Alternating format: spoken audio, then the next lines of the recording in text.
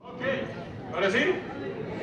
Bueno, primero quiero felicitarlos, porque es la 1:10 de la tarde. Ya has pasado 4 clases y todavía tienes hambre por la palabra de Dios. Eso es bello. Los quiero felicitar por eso. Bueno, vamos a empezar con una oración y arrancamos. Padre, te agradecemos mucho, mucho, mucho por la misericordia, el amor, la paciencia, el cariño, todo lo que tú has hecho, Padre, para que nosotros podamos llegar a este momento. Sabemos, Padre, que tú anhelas que nuestra fe se desarrolle. Nos conmueve ver cómo sí, ese es un valor que tú le das en serio. Y te agradezco, Padre, que estos hombres y estas mujeres le han dado también ese significado, ese valor a la fe. Ayúdanos, Padre, a desarrollarla de una forma que te complazca a ti. Tú y solo tú sabes lo que has puesto en nuestras vidas para desarrollar esa fe. Tú y solo tú sabes lo que viene por delante de nuestras vidas y cómo necesitamos prepararnos para poder enfrentar esos pasos en una forma que te traiga gloria a ti. En ello te pido, Señor, que sea tu Espíritu guiando a Claudia y a mí al hablar hoy, que sea, Padre, tu Espíritu abriendo cada corazón y siga equipando a cada uno, Señor, a todo lo que tú deseas. Gracias que tú piensas adelante de nosotros. Gracias que tú nos conoces, sabes quién somos, sabes qué necesitamos y nos traes aquí para fortalecernos y edificarnos. Gracias, Padre, por el perfecto ejemplo de tu Hijo. Gracias por tu bella palabra. Gracias, Padre, por tu Espíritu entre nosotros. Y gracias, Padre, por esta conferencia todos juntos. En nombre de Jesús venimos ante ti. Amén. Una fe madura. No sé si se dieron cuenta del título, decía una fe maura. Y yo decía, bueno, eso es un griego o hebreo. No tiene nada que ver, es simplemente que no se dejó bien dicho ahí. Pero bueno, una fe madura. En verdad sí te respeto de que le des valor a tu fe. Es una cualidad, una de las cualidades claves que Jesús respetaba en otros seres humanos. Es una de las cualidades que Él busca que desarrollemos como discípulos. Y en verdad es una cualidad que se desarrolla por medio de diferentes fases de nuestra vida. Las diferentes experiencias de nuestra vida son herramientas y oportunidades para desarrollar una fe madura. Si no nos conoces, mi nombre es Javier Amaya, mi esposa Claudia Amaya. Llevamos ya unos añitos en la fe. Hemos tenido el gozo de ser misioneros aquí en México, en Guatemala, en otras ciudades. Hoy en día vivimos en Boston, pero nuestro corazón se volvió mexicano hace mucho tiempo. Yo nací en Colombia, pero aún los colombianos me dicen, no, te pareces más a los mexicanos que a los colombianos, así que aprecio eso como un elogio. Dice la escritura aquí que me definieron como el origen de esta clase, una fe madura. Dice Santiago 1 en el versículo 3. Pues ya saben que cuando su fe es puesta a prueba, ustedes aprenden a soportar con fortaleza el sufrimiento. Pero procuren que esa fortaleza los lleve a la perfección, a la madurez plena, sin que les falte nada. Nos dice esta escritura que tú y yo, aunque somos discípulos, vamos a enfrentar sufrimientos igual que el resto del mundo. Por volvernos cristianos, por volvernos discípulos, eso no nos limita sufrimientos. Pero sí podemos aprovechar de las situaciones y experiencias de la vida para desarrollar lo que Dios quiere que desarrollemos. Amén. Una fe madura. Qué desafiante ese concepto. Pero qué inspirante. Pienso en alguien como Enoc, quien caminaba con Dios y la caminata estuvo tan buena que un día Dios le dijo, sabes que mi casa queda más cerca que la tuya, vente a la mía. Y no volvió. Una de mis cosas favoritas para hacer en la vida es todas las mañanas yo me levanto y tengo un bosque detrás de la casa, me salgo por una hora al bosque a orar. Un día, yo no sé si un día no llegué y le va a tener que mandar un texto, me mandó Dios y ahora sí nos vamos para la casa de él. Y sí, pues ella podrá celebrar que me fui con él. Pero no creo que sea así, pero qué increíble, ¿piensas en esa escena? Que Dios y tú estén tan cerca que Él diga, ¿sabes qué? Vámonos ya de una vez. Fin de cuentas, nuestra fe se trata de que sí un día vamos a estar con Él, amén. Una cosa es madurar como persona en edad, otra cosa es que tu carácter madure, otra cosa es que tus emociones, tus actitudes maduren, y otra cosa más desafiante, francamente, es que tu fe madure. Las Escrituras nos dicen que es imposible agradar a Dios sin fe. El libro de Hebreos, capítulo 11 y 12, nos muestra héroes en la fe. Y si no los has estudiado, te animo así a hacerlo.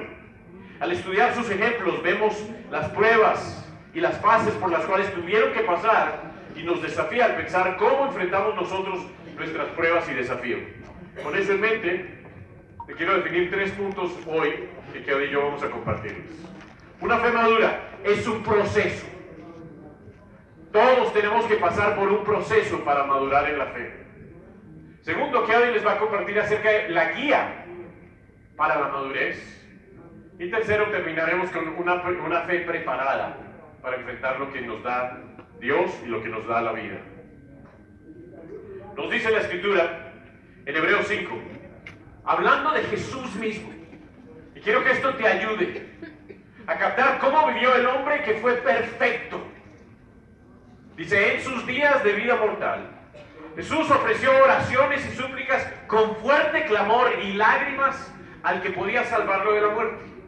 Y fue escuchado por su reverente sumisión. Aunque era hijo, mediante el sufrimiento aprendió a obedecer. ¿Qué concepto? Que el Hijo de Dios perfecto tuvo que pasar por un proceso para aprender a obedecer. Dice, consumada su perfección, su madurez, llegó a ser el autor de salvación eterna para todos los que le obedecen. Y Dios lo nombró sumo sacerdote según el orden de Melquisedec. Si el Hijo perfecto del Padre perfecto tuvo que pasar por un proceso para estar listo para hacer lo que Dios quería que Él fuese, ¿tú crees que tú y yo podemos inventarnos otro plan? No hay otro. Si notas, Él nunca dejó de ser perfecto. Pero para desempeñar el rol que Dios quería para Él, tuvo que madurar en la fe. Yo siempre digo, para producir un anciano no son 2 aspirinas y un vaso de agua. Tienes que pasar por muchas circunstancias en la vida para ser desarrollado a ese nivel. Y lo que tú estés pasando y lo que has pasado en tu vida no es de gratis. Yo te animo a no tomar ni el pecado, ni los sufrimientos, ni las circunstancias de tu pasado de gratis, sino sí aprovecharte que por algo fueron, para que pudieses madurar a ser la persona que Dios anhela que tú seas para Él cuando estemos vivos aquí, pero también, al fin de cuentas, el poder llegar con Él, amén. ¿Qué nos dice eso? Hay un proceso. Y te pregunto, ¿cómo va tu proceso? Si ves en Génesis, en la vida de José, una de mis personas favoritas en la Biblia, madura por medio de desafíos y circunstancias. Tuvo situaciones que lo pudieran haber amargado. ¿Te imaginas? Mis hermanos escogen entre me matan o me venden. Bueno, eso es para mandarme a un psiquiatra, ¿no es cierto? ¿Y tú qué te hicieron? No, mis hermanos, pues uno me quería matar, otro me quería vender y me fue bien porque me vendieron. Pero aún así, dice, él pasó eso. En otra situación, fue fiel laborador, trabaja firme para su empleado, él era esclavo, ¿no? Y lo tienta, lo jala la esposa de Potifar. Calumnias, chismes, termina preso. Después de preso, se es olvidado. Imagínate pasar años en esas. ¡Wow! Que te podrías amargar. ¡Wow! Que podrías tener una actitud negativa acerca de, oye Dios, ¿qué pasó con esta vida? ¿Qué pasó con esos sueños que me diste cuando éramos niños?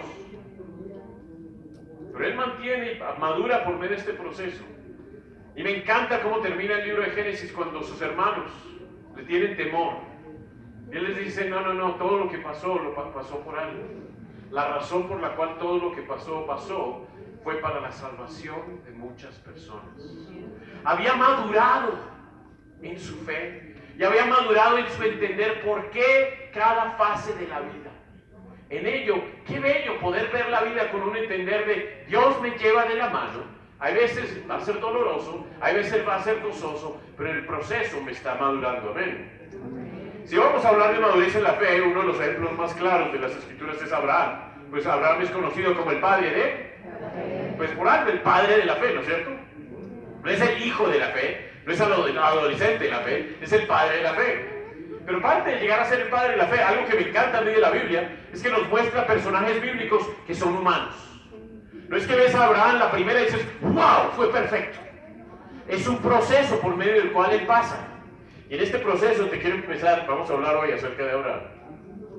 En Hechos 7, las Escrituras nos van abriendo al paso un entender de qué es lo que ocurrió.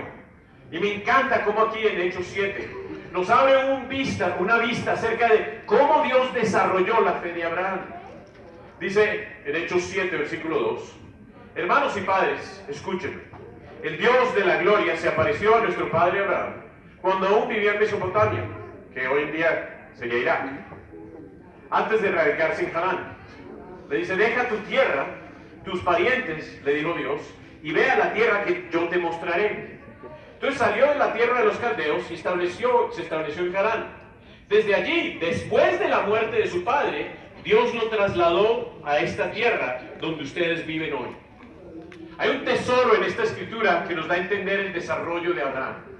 Dios le da una dirección. ¿Qué le dice? Deja tu tierra y tus parientes. Pero nota lo que ve a la tierra donde yo te quiero mandar, que es a Canaán. Pero si estudias en verdad la geografía, lo que él hizo es, se fue de Irak y se fue a Harán. ¿Con quién se fue? Pues nota quién más está ahí. Su papá. ¿No que dejes a tus parientes? Entonces en verdad había obedecido. Entonces el primer paso del padre de la fe no fue fiel. Eso a mí me anima. Porque puedo mirar atrás y decir, oh wow, antes de ser discípulo, wow, que había muchos pasos infieles. Y aún como discípulo, algunos pasos no fueron tan bien dados. ¿Concuerdas conmigo? Y podemos entonces ver, wow, el padre de la fe, Dios lo desarrolló. Y lo desarrolló una y otra vez. Su primer paso, Dios le dijo, deja la familia. Él dijo, bueno, sí me voy, pero papá se viene conmigo. Algunos son como que parecen medio latinitos, ¿no es cierto? Solo después de que el papá muere, entonces sí está dispuesto a trasladarse a otra tierra. Es decir, su primera obediencia fue desobediencia, o quizás obediencia parcial. En eso te animo a mirar tu vida. Y a poder mirar, he dado pasos, pero aún reconocer, seamos sinceros, ha habido pasos que los he dado a medias. Y entonces sí puedo de ahí poder desarrollar los procesos que Dios quiere en mi vida. Si estudiamos la vida de Abraham, en Génesis 12, vamos allá. Abre tu Biblia, eso sí no te lo voy a poner ahí en la pantalla.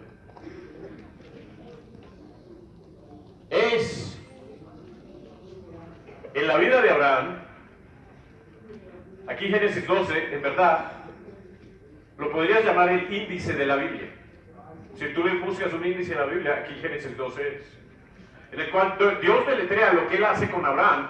Y la historia de lo que Dios hace con Abraham es Dios expresándonos, esto quiero hacer con todos ustedes. Es decir, ahí Dios se está dando a conocer con la gente que va a ser fiel a Él. Y deletrea ahí el resto de la Biblia. Le dice en Génesis 12, versículo 1. El Señor le dijo a Abraham, deja tu tierra, tus parientes, la casa de tu padre, y vete a la tierra que mostraré. Haré de ti una nación grande, y te bendeciré. ¿Qué nación grande hizo de él? Israel. Es una nación grande. ¿No? Te haré famoso tu nombre y serás más una bendición. ¿Qué tan famoso es Abraham? Pues las tres religiones más grandes tienen su base en Abraham. Entonces, puedes mirar qué tan famoso se volvió. Serás una bendición. Bendeciré a los que te bendigan, maldeciré a los que te maldigan. Por medio de ti serán bendecidas todas las familias de la tierra.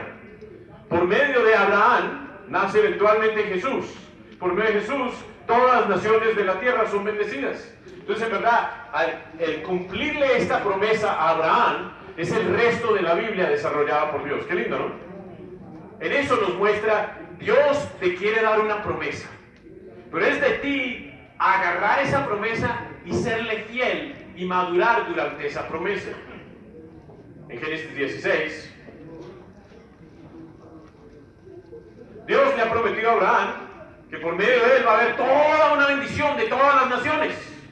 Dios te hace promesas, pero hay veces que nosotros no somos suficientemente pacientes con las promesas de Dios. Decimos, bueno, pues Dios lo dijo, pero no lo ha dicho en mi tiempo. Entonces hacemos las cosas como queremos nosotros y tratamos de ayudar a Dios con sus promesas.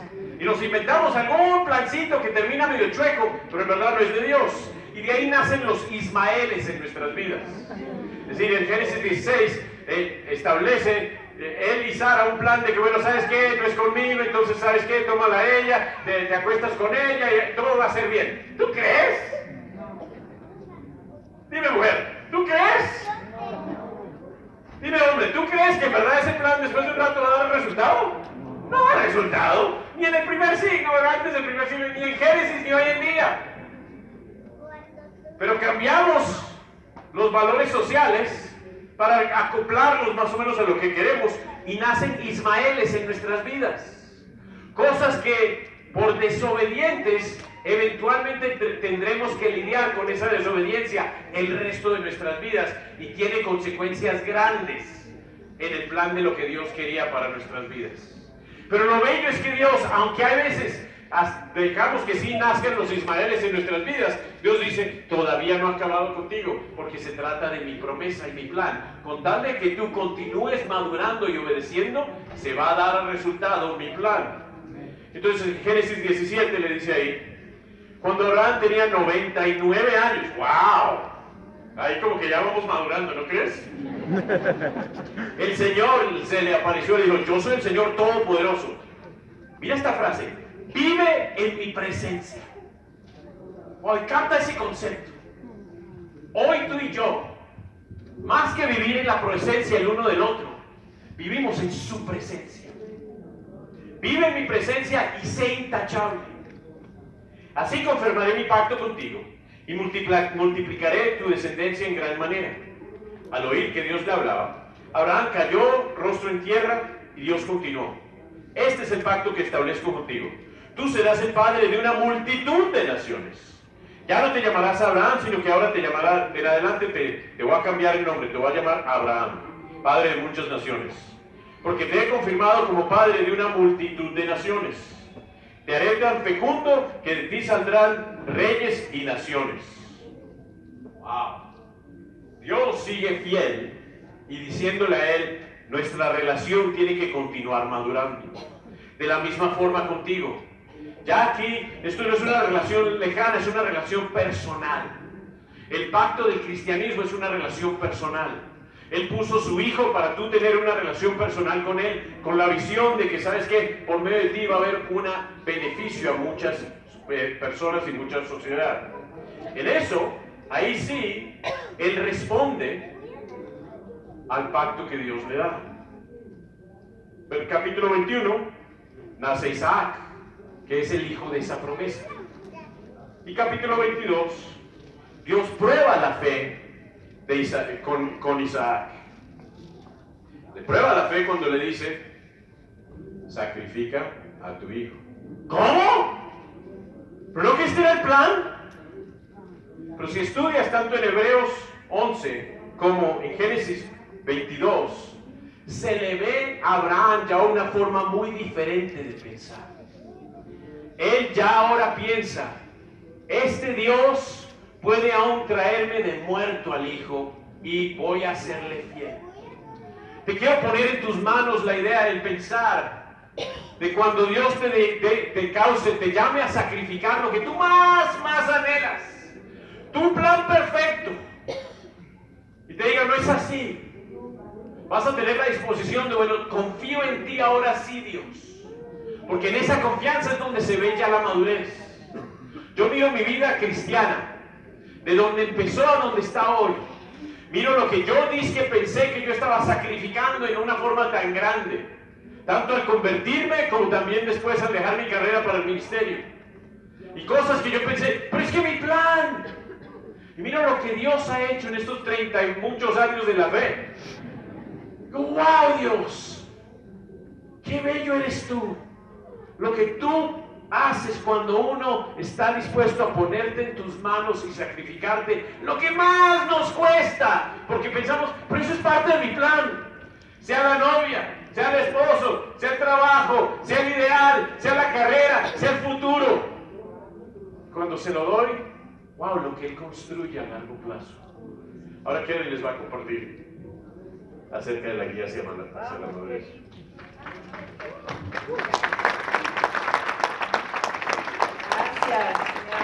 Mucho gusto estar aquí con ustedes en México. Los amo, veo caras conocidas y otras caras nuevas para mí, pero me anima un montón ver que tuvieron que movernos de salón porque hay tanta gente con hambre y sed de aprender, de tener una fe madura. O una fe maura, si fue por curiosidad que viniste a ver, como estaba deletreado diferente, a lo mejor vinieron por curiosidad. Pero yo prefiero creer que vinieron porque quieren tener una fe madura, ¿verdad? Guía a la madurez, la guía a la madurez. Y yo quiero compartir con ustedes algo muy grande que yo veo que ha impactado mi vida. Y hay dos escrituras que me acuerdo muy bien leer como joven discípula universitaria. Y la primera escritura es en Jeremías 6:16. Jeremías 6:16 dice así: así dice el Señor, deténganse en los caminos y miren, pregunten por los senderos antiguos, pregunten por el buen camino y no se aparten de él. Así hallarán el descanso anhelado. Pero ellos dijeron, no lo seguiremos. Me acuerdo muy bien dónde yo estaba cuando leí esta escritura por primera vez y pensé, en cada momento de mi vida va a haber decisiones, ¿verdad? Va a haber diferentes caminos a tomar y Dios quiere que yo busque los caminos correctos, los caminos antiguos. Dice, pregunten por el buen camino. Y yo entendí también que no quería ser de estos que dicen aquí, no lo seguiremos. Y si continúas leyendo, pues no les fue bien a estas personas rebeldes, ¿no? La otra escritura bastante parecida es en Isaías 48. Y en Isaías 48 voy a leer versículos 17 al 19. También leí estos versículos como joven discípula. Dice Isaías 48, 17 al 19. Dice, así dice el Señor tu Redentor, el Santo de Israel. Yo soy el Señor tu Dios, que te enseña lo que te conviene, que te guía por el camino en que debes andar. Si hubieras prestado atención a mis mandamientos, tu paz habría sido como un río, tu justicia como las olas del mar. Como la arena serían tus descendientes, como los granos de arena tus hijos. Tu nombre nunca habría sido eliminado ni borrado de mi presencia. Y cuando leía estas dos escrituras, yo entendía al leerlas como joven discípula que Dios me quería mucho porque era ahora su hija y que Dios me quería bendecir. Eso era su deseo de Él para mi vida. Y que yo sabía que Dios me enseñaría, me guiaría por el camino correcto y mejor. Y me llevaría a una vida de paz, así como un río, y a una vida de justicia, así como las olas del mar, que son constantes, que no paran, que son poderosas. Así me haría Dios. Además entendí, aunque yo solo tenía en esa época 20 años cuando me bauticé, pero entendí que un día, si yo tuviera familia, si yo tuviera hijos, iban a ser bendecidos si yo hiciera caso a Dios. Entonces yo entendía que Él me iba a guiar y enseñar principalmente por medio de su palabra. Es la guía principal. Y yo entendía que mi parte era obedecerle y prestarle atención a lo que Dios me iba a ir enseñando. Me acuerdo como quizás 2 años después, todavía bastante joven en mi vida de fe, en mi caminata, me acuerdo leer el Salmo 119. ¿Y qué sentía? Solo me sentía desanimada y culpable. ¿Por qué? Porque al leer el Salmo 119, el capítulo más largo en la Biblia, es una carta de amor. El salmista escribió esa carta de amor a Dios y a la palabra de Dios. Y yo leyendo ese salmo, yo me sentía culpable porque yo sentía y yo tenía que pedirle perdón a Dios. Yo no me siento así.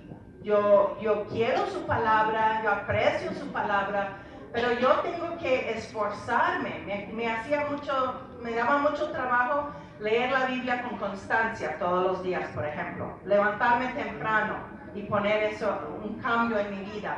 Entonces esa falta de disciplina, yo sí tenía fe y yo quería amar a Dios, pero no tenía una fe muy madura, ¿no? Entonces yo le pedía, al leer ese salmo, yo le pedía perdón a Dios. Y le pedía, cámbiame, yo quiero tener ese corazón, yo quiero estar tan enamorada con tu palabra que se me hace fácil levantarme en la mañana y tener esa disciplina y buscarte.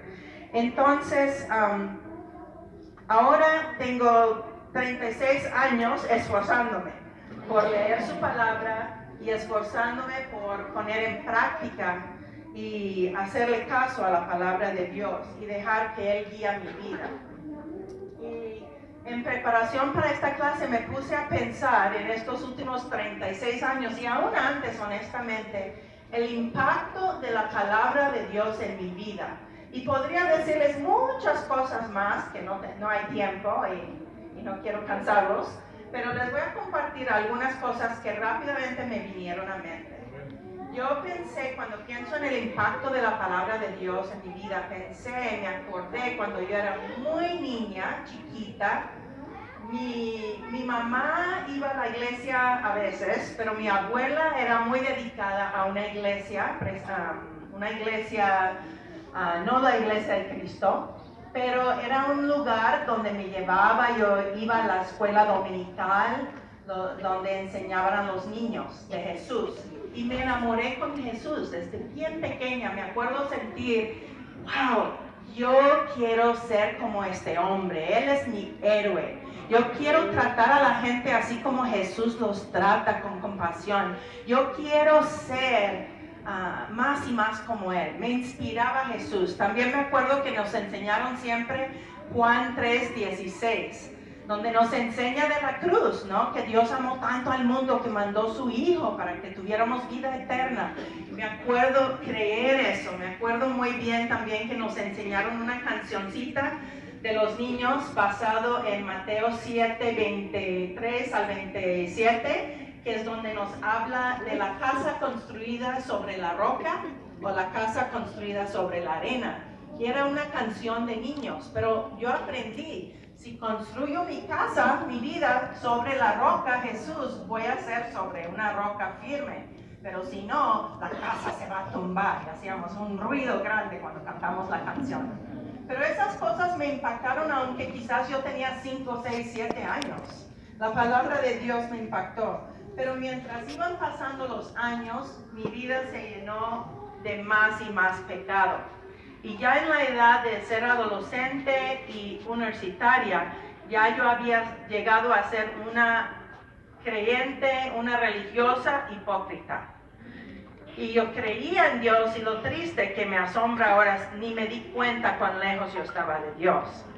Pero, gracias a Dios, Dios me puso un boliviano en mi camino, en Boston, que me invitó a una plática bíblica, una charla bíblica.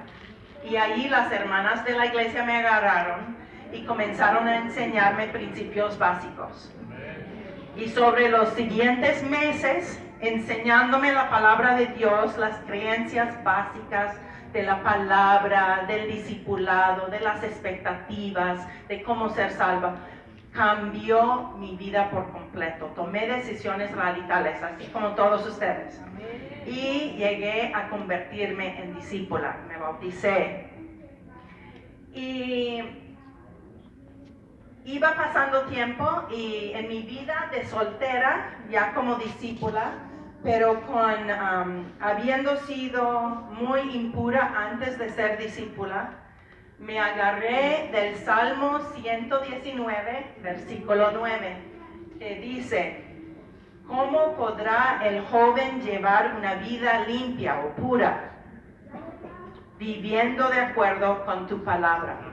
Y comencé a estudiar todas las escrituras acerca de pureza, acerca de oscuridad y luz y el cambio que tenía que hacer, y me agarré de esos versículos. Van pasando los años y nos casamos, Javier y yo.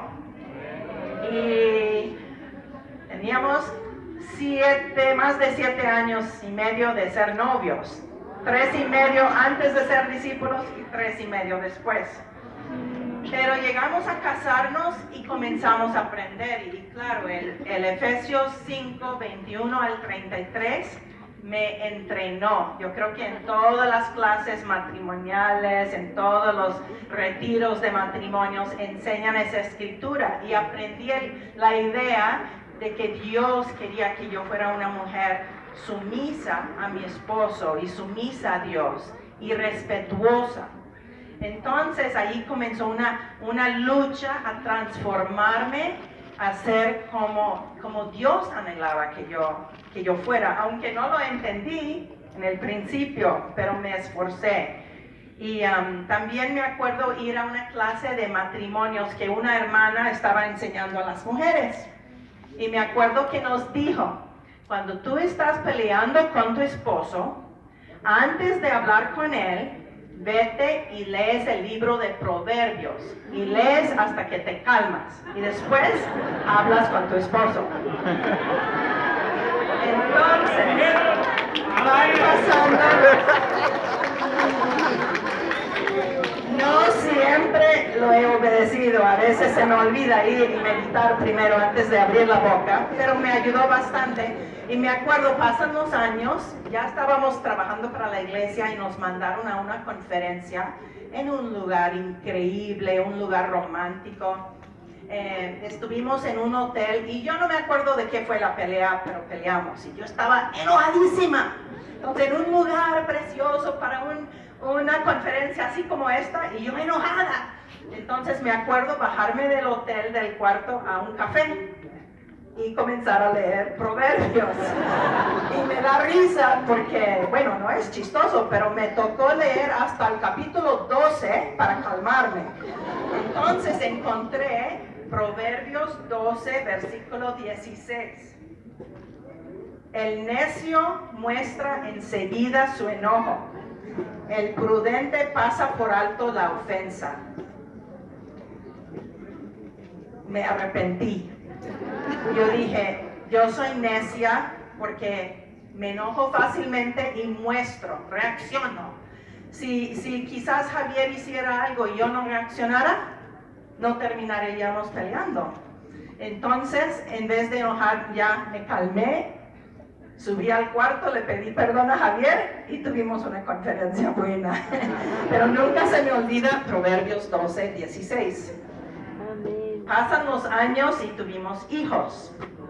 Y los hijos son una bendición.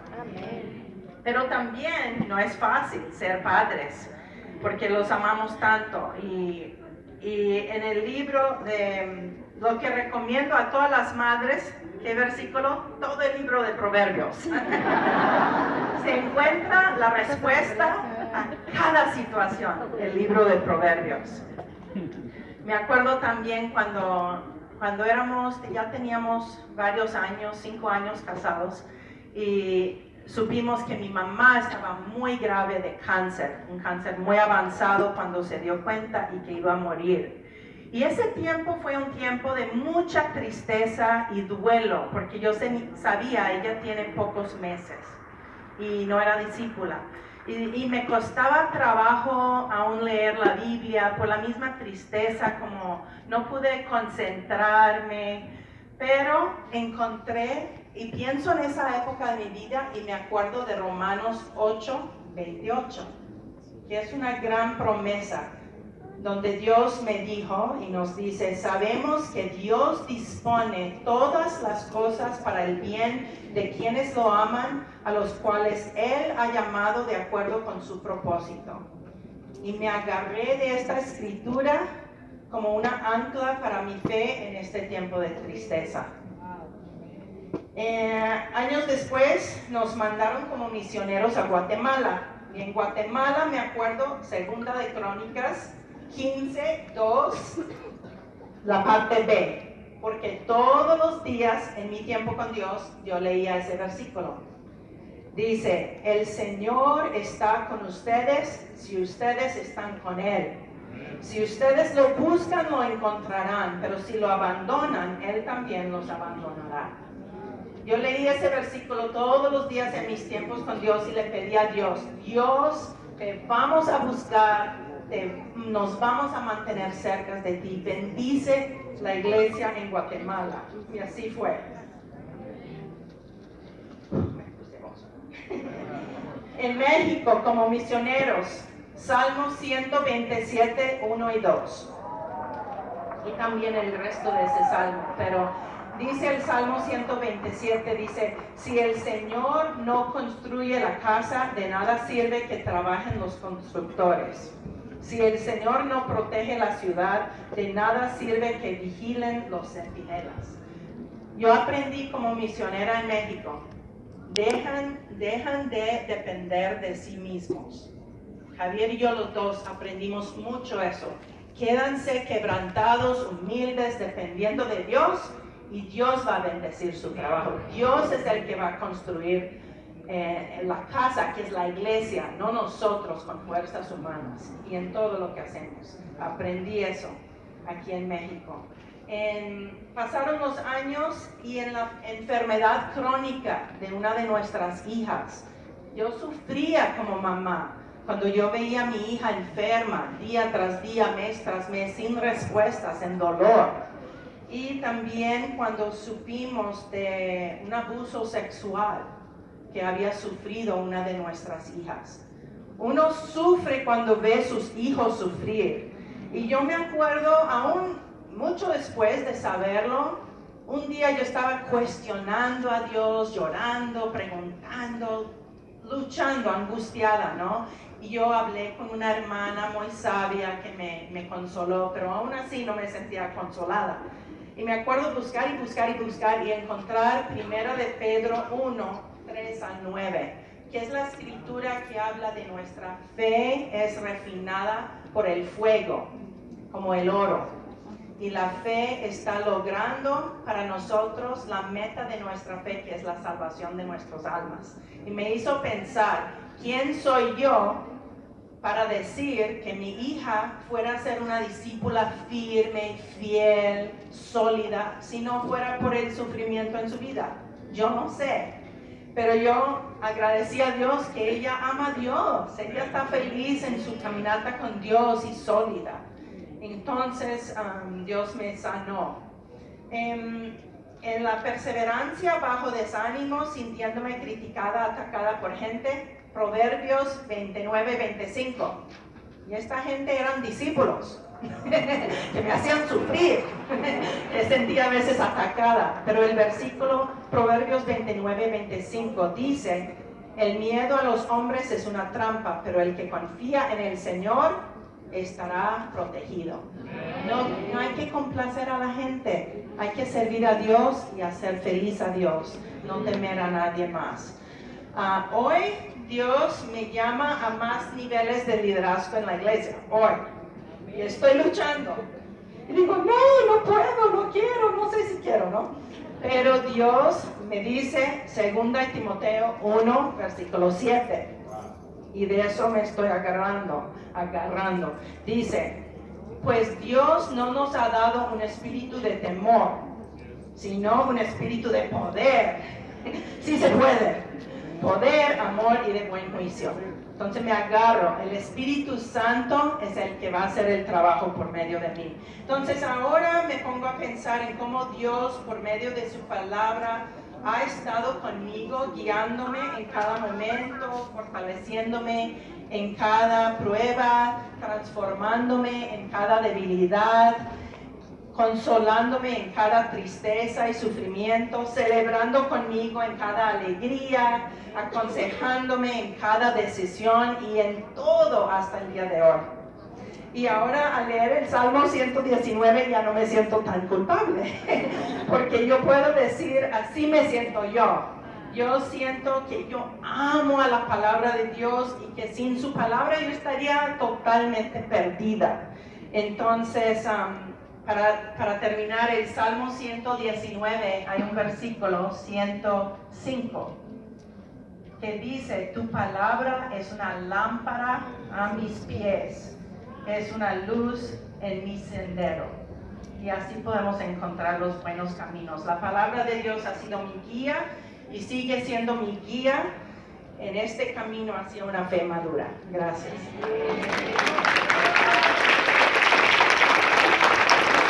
Para concluir, vamos a hacer un ejercicio. Tenemos 8 minutos. Piensa en Abraham. Dime un paso de fe que él dio. Alguien que levante la mano y diga. ¿Ok?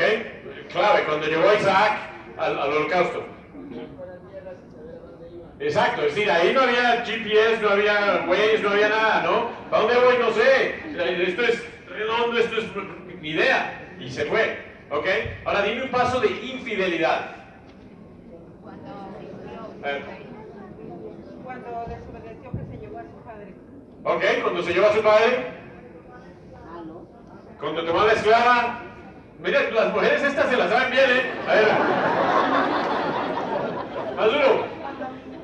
Sí, medias verdades, ¿no? Di que eres mi hermana. Yo sé que a las mujeres se las saben. ¿Cómo que hizo eso? ¿Y es el padre de la fe? Wow, sí, y sí, dice, ¿y 2 meses? ¿Y saben qué hizo el hijo? ¡Lo mismito! Que nos desafía a pensar qué tan importante es que se desarrolle nuestra fe, porque lo que viene detrás de nosotros o va a aprender de lo que sí desarrollamos, o van a seguir con nuestro ADN de falta de fe y sus consecuencias. Podrías hacer el mismo examen con tu propia vida. Podrías agarrar una hoja y ponerle una línea en el medio y decir, ¿qué pasos de fe he dado? Pero por otro lado, a la misma vez, durante tu vida de discípulo, no hablando de antes, aún durante tu vida de discípulo, reconocer, ha habido Ismaeles en mi vida, ha habido pasos de infidelidad, pero es importante reconocerlo para entender, pues, ¿dónde está mi fe? Si notas, al pasar de su vida, va reduciendo los pasos de infidelidad y van creciendo los pasos de fe a un paso enorme al que sí esté dispuesto a poner a su hijo con sacrificio. Entonces, ¿hacia dónde voy con esto? Hoy, tú necesitas tener una fe preparada. Todos tenemos una cosa garantizada en esta vida. ¿Qué? La muerte. Francamente, yo le tengo menos a la muerte no le tengo miedo. Sepa dónde voy. La verdad es que le tengo mucho más miedo a la enfermedad que a la muerte. Y mi desafío es, en verdad, si estoy preparado, si mi fe está preparada para lo que viene por adelante. Y Dios te ha dado herramientas para que estés preparado. El proceso es una caminata con Dios. Quizás comienza por un poquito de agradecimiento, porque es la verdad, pero en el proceso debe transformarse esa motivación. Yo miro mi caminata con Dios y sí, definitivamente, ¿por qué empecé? Esto es lo correcto. Entonces lo voy a hacer porque es lo correcto. Yo fui ingeniero, entonces pensé, bueno, A, B, C, esto es lo que define que es como se complace a Dios, lo voy a hacer. Porque está escrito, porque lo voy a hacer. Porque eran las reglas propias, porque es un concepto. Pero en el proceso de madurar tu fe, debe llegar a que esto es carne y hueso. Que tu caminata con Dios verdaderamente es carne y hueso. Que lo disfrutas, que confías, que estás seguro de Él, y entonces sí estás mucho más listo para lo que viene por adelante. Yo te llamo a evaluar dónde está tu fe en esto. ¿Son un grupo de conceptos? ¿Son unas reglas de una iglesia? ¿Son direcciones de un libro? ¿Es algo que sabes que es lo correcto? ¿O es algo que disfrutas? Porque ya has caminado y ves y has generado ahora sí verdadera confianza en tu Padre Celestial, que sabes que está mucho mejor, mucho más adepto para saber lo que viene por adelante que tú. Yo te animo a que sí vayas creciendo en esa madurez de fe. Uno de mis héroes en la fe se llama Wyndham Shaw. Wyndham me nombró a mi evangelista. Es un fiel discípulo, un fiel esposo, un fiel padre, un fiel líder, entrenador, un fiel evangelista. Ha sido un anciano en la fe. En el libro aún de entrenamiento de los ancianos, él con Albert es el coautor. Pero hoy en día, después de muchos años de fiel discípulo, padece de una enfermedad horrorosa. Tiene una neuropatía en múltiples sistemas, lo que quiere decir que sus sistemas se están deteriorando poco a poco. A sus 66 años, está en silla de ruedas, no se puede mover, no puede darse de comer a sí mismo, lo tiene que llevar para todos lados. Ya aún sus cuerdas vocales se están deteriorando y su mente totalmente ahí. Lo vi hace un par de semanas en el bautismo de su nieto, quien fue bautizado 46 años, creo, a la fecha del bautismo de Wendy. Y ahí, no, aún en su hablar casi tiene una maquinita para ayudarlo a hablar, pero aún no puede expresarse. Pero lo vi en lágrimas y sonriendo. Y al saber de esta enfermedad, él decidió voy a enfrentarla de una forma que glorifique a Dios. Y mira, en mi peor día, yo me acuerdo de Wendy. En mi mejor día me acuerdo de Wendy. Porque me desafía mi fe. Mi vida es una bendición. En mis días más difíciles son mucho más fáciles que las de mi hermano. Y así como fue un héroe para mí en un matrimonio fiel, en una integridad de enfocarse en avanzar el reino, en desarrollar lo que es liderazgo y lo que es el movimiento. Hace unos años lo trajimos a México, no sé si se acuerdan, los que hoy en día me desafía en su fidelidad a su Dios, diciendo, por ahora voy a disfrutar que estoy vivo y que puedo influenciar por medio de esta situación. Eso se llama una fe preparada. Él no sabía que esto le venía, pero por medio de vivir una vida madura y creciendo paso a paso, se ha preparado para enfrentar esto. Y francamente me reta a mí a pensar, ¿está lista mi fe? ¿Está lista tu fe? ¿Está lista tu caminata con Dios para lo que viene por adelante? Sí, ha sido un desafío para él, para su esposa, para sus hijos, para sus nietos, enfrentar esto y enfrentarlo con un espíritu de que nuestro Dios sabe lo que hace. Quizás, ¿qué te viene? Quizás en tu caso sean críticas, quizás en tu caso sean problemas de salud, quizás en tu caso es que le ocurra algo a un hijo tuyo, un familiar tuyo, pero el desafío nuestro es que esas cosas no las tenemos garantizadas, de que no vamos a estar protegidas de ellas.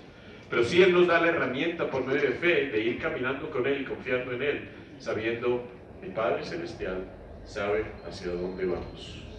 La fe madura valora las relaciones. La fe madura se protege aún de gentes y circunstancias que roban fe. La fe madura no se tambalea fácilmente. La fe madura disfruta al Padre, al Hijo, al Espíritu Santo y a su cuerpo y la oportunidad de caminar con nuestro Dios. Terminemos con una oración. Padre, gracias. Gracias por cada hombre y mujer aquí presente. Gracias, Padre, por cómo tú te has agarrado, nos has agarrado de tu mano y queremos sí serte fiel con tu palabra, fiel al mirar cómo las circunstancias de nuestra vida son oportunidades para nosotros verte a ti. Y ayúdanos honestamente, sí, Padre, a prepararnos a un día poder estar enfrente tuyo y poder, sí, que tú nos digas, bien hecho, fiel hijo mío. Gracias por este tiempo, bendice esta conferencia, en nombre de Jesús venimos ante ti, amén. Que Dios los bendiga.